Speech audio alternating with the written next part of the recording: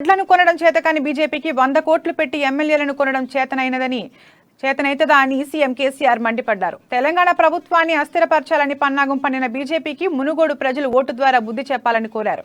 మునుగోడులో బీజేపీ గెలిస్తే మాత్రం ఇష్టారాజ్యంగా వ్యవహరిస్తారని ఆందోళన వ్యక్తం చేశారు. అన్యాయం జరిగింది, గ్యాస్ పెట్రోల్ ధరలు పెరిగాయని అంటున్న ప్రజలు వాటిపై పోరాడాలంటే టీఆర్ఎస్ కు బలం ఇవ్వాలని కోరారు. కత్తి ఒకటి చేతిలో పెట్టి యుద్ధం ఇంకొకరిని చేయమంటే ఎలా అని ప్రశ్నించారు. తిరుగుబాటు చేయకపోతే ఈ ఆటలు నడవయనే సందేశం ఈ ఎన్నిక ద్వారా ఇయ్యకపోతే దయచేసి వాళ్ళు ఇష్టారాజ్యం చేస్తారు, అరాచకం చేస్తారు. మేము చేయగలిగింది కూడా ఏముండదు. మేము కానీ వామపక్షాలు కానీ 20 రోజుల నుంచి మీకు చెప్తా ఉన్నారు, గల్లీ గల్లీ తిరిగి చెప్తా ఉన్నారు, ప్రతి ఊరికి వచ్చి చెప్తా ఉన్నారు. ప్రభాకర్ రెడ్డి గారు ఇతర నాయకులందరూ చెప్తా ఉన్నారు, ఇంటింటికి వచ్చి చెప్తా. నాతో పాటు మనందరితో పాటు నలుగురు తెలంగాణ బిడ్డలు నా ఎంబడ వచ్చింది ఇప్పుడు హైదరాబాద్ నుంచి. నిన్న మొన్న కొంతమంది ఢిల్లీ బోకర్ గాళ్ళు మన తెలంగాణ ఆత్మ గౌరవాన్ని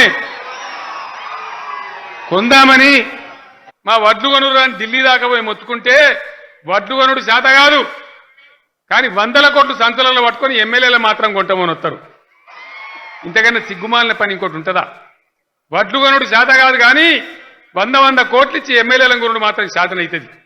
ఈ బీజేపీకి బుద్ధి చెప్పానా వద్దా దయచేసి ఆలోచించమని నేను మిమ్మల్ని అందరినీ కోరుతా ఉన్నా.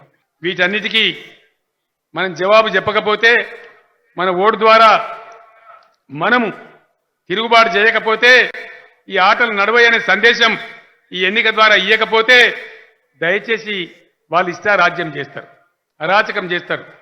మేము చేయగలిగింది కూడా ఏముండదు. మేము కానీ వామపక్షాలు కానీ 20 రోజుల నుంచి మీకు చెప్తా ఉన్నారు, గల్లీ గల్లీ తిరిగి చెప్తా ఉన్నారు, ప్రతి ఊరికి వచ్చి చెప్తా ఉన్నారు. ప్రభాకర్ రెడ్డి గారు ఇతర నాయకులందరూ చెప్తా ఉన్నారు, ఇంటింటికి వచ్చి చెప్తా ఉన్నారు. దాన్ని ఆశామాషిగా తీసుకోవద్దని నేను చెప్తా ఉన్నా.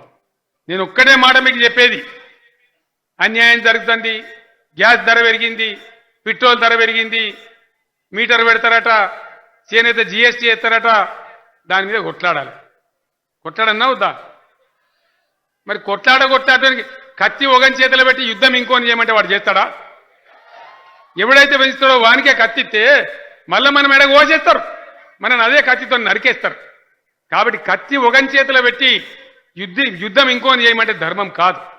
ఏ వామపక్షాలు